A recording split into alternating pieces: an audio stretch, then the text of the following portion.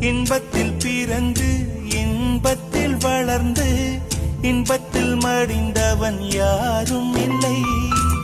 துன்பத்தில் பிறந்து துன்பத்தில் வளர்ந்து துன்பத்தில் முடிந்தவன் யாரும் இல்லை.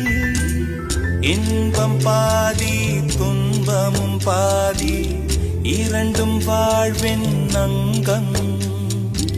நெருப்பில் வென்று நீரினில் குளித்தால் நகையாய் மாறும் தங்கம்.